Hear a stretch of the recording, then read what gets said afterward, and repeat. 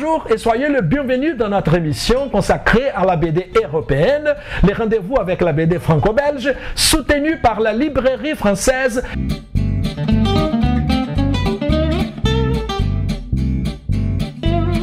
Et par les dessinateurs Paco Salamander, les créateurs des Whippers. Une chouette BD française qui raconte l'histoire des petites boules de poils dans un futur lointain, alors que la Terre a été dévastée par la faute des humains. Nous commençons par Centaurus 3, Terre des Folies, inédit au Brésil, dont j'ai reçu cet exemplaire de l'auteur, le Brésilien Léo, avec une jolie dédicace. Et on rappelle que Léo est également l'auteur des Mondes d'Aldébaran et des Betelgeuse, des séries publiées au Brésil chez Panini. Centaurus est une BD de science-fiction que je suis depuis 2015 sur un scénario de Léo et Rodolphe, les mêmes responsables par Trent et Kenya, et le dessin de Zoran Janjtov de la série Avant l'Ancal. L'histoire de cette BD se déroule dans un futur lointain lorsque la Terre devient inhabitable et un vaisseau géant en forme de cylindre est construit dans le cadre du projet Vera. Le but est de trouver une place dans les confins de la galaxie semblable à la nôtre qui puisse abriter les nombreux humains qui voyagent dans les vaisseaux-mondes. Ce véhicule spatial est muni de gravité artificielle et possède son propre écosystème dans une version très futuriste de l'Arche de Noé. À l'intérieur, tout ressemble à notre planète, y compris la végétation, les animaux, les rivières, les maisons, les bâtiments et les villages. Mais le problème commence après 403 ans dans l'espace, lorsque le temps et l'usure commencent à provoquer des fissures dans la structure du vaisseau, pendant que des traces d'un envahisseur mystérieux sont détectées. Lorsque le vaisseau-monde est à proximité d'une planète habitable, une expédition est montée pour visiter l'endroit. Font partie de cette équipe, entre autres, les sœurs jumelles June et Joy et les musclés Bron, amoureux de Joy. Ces jolies jeunes filles ont d'étranges pouvoirs psychiques. June est une sorte de voyante aveugle qui voit à travers les yeux de sa sœur. Dans cette planète, les groupes découvrent une énigmatique fortification en pierre, des créatures bizarres et des éléments qui rappellent le passé lointain de la Terre et qui ne devraient pas y être. Dans Centaurus 3, les mystères augmentent lorsque les anciens habitants de la Terre sont confrontés à une réplique improbable et inhabitée du Mont Saint-Michel, un monument médiéval français qui se trouve originellement en Normandie, construit sur un îlot rocheux au XIe siècle et que j'ai déjà visité.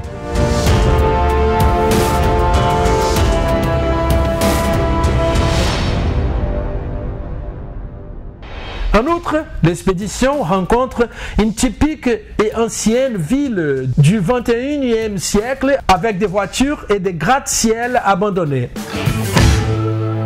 Le deuxième thème du programme est la série L'Arabe du futur qui compte 3 volumes publiés au Brésil. Paru chez Intrinseca, L'Arabe du futur est l'un des plus grands succès actuels de la bande dessinée française. Il montre les nombreuses différences entre l'Occident chrétien et l'Orient musulman à travers les yeux de l'écrivain Riyad Sattouf. Il a décidé de montrer son enfance partagée entre la France et le Moyen-Orient en passant par la Libye, la Bretagne et la Syrie. Riyad est le fils d'une Française et d'un professeur syrien. Dans les premiers tomes, L'Arabe du futur se déroule entre 1978 et 1984. Dans le deuxième tome de L'Arabe du futur, après avoir quitté la France pour vivre avec ses parents en Libye et en Syrie, en passant par un bref retour à Paris, le petit Riyad se trouve maintenant en Syrie, terre natale de son père. Tout se passe entre 1984 et 1985. Il s'agit d'un récit dans lequel on trouve des références à Tintin. Dans L'Arabe du futur 3, l'histoire se déroule entre 1985 et 1987. Le jeune garçon aux cheveux blonds et bouclés, à 7 ans dans l'explosive Syrie de Hafez al-Assad, essaye de survivre dans une école avec des professeurs violents et des élèves qui les harcèlent simplement parce qu'il est considéré comme un bâtard. Alors que sa mère donne des signes de révolte par rapport à la pénurie de produits de consommation avec lesquels elle était habituée en Europe, Riyad démontre sa passion pour 2 icônes de la culture pop du passé. Goldorak, une série animée japonaise de 1975 réalisée par Toei Animation, basée sur les mangas de Go Nagai, et le film Conan le Barbare de 1982 avec l'auteur autrichien Arnold Schwarzenegger dans le rôle du héros.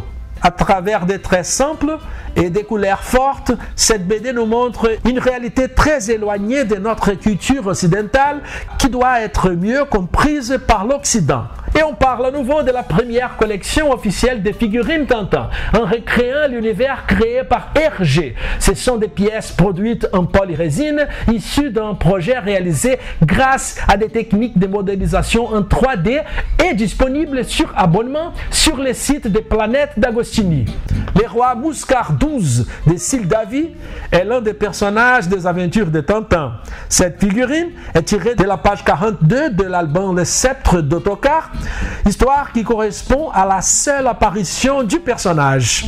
Dans ce récit, Tintin rencontre le monarque lors de son voyage à Sildavie et il essaye de l'aider à récupérer son sceptre volé par des borduriens qui ont pour objectif d'annexer la Sildavie à la Bordurie. Et le roi Mouskar est représenté ici une figurine d'une élégance rare avec des bottes en cuir et un uniforme avec des détails en orange, noir et blanc. Ces impeccables gants blancs complètent le luxe de cette figure royale.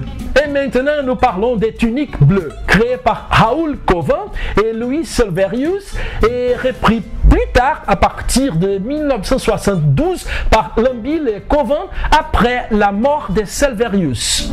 Les aventures des tuniques bleues se passent dans la seconde moitié du 19e siècle, pendant la guerre civile américaine qui a opposé les Yankees bleus, les habitants du Nord, et les confédérés gris, les habitants du Sud.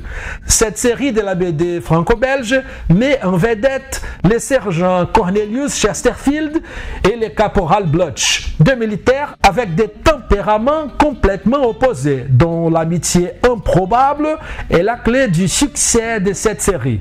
Chesterfield est patriote, respectueux des règles et discipliné, en portant l'uniforme toujours impeccable, pendant que Blutch est détendu et ne pense qu'à déserter.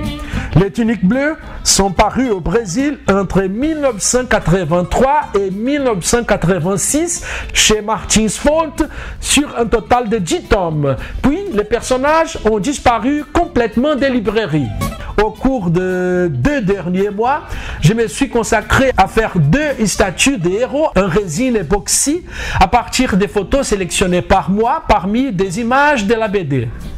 Après avoir mélangé une masse blanche et l'autre grise et les avoir modélées avec les mains mouillées, je commence à travailler. Le temps de séchesse est de l'ordre de 2 heures. Chaque partie du corps des personnages se fait séparément. Ensuite, tout est uni et peint. Je commence toujours par les pieds en remontant à la tête. Il s'agit d'un hobby dont j'apporte ma touche personnelle à chaque pièce que je réalise. Et voici les images de l'ensemble du processus de production des tuniques bleues. Merci de nous avoir suivis. Nous nous retrouvons très bientôt dans la prochaine émission du Rendez-vous avec la BD franco-belge pour d'autres nouvelles sur l'univers de la BD.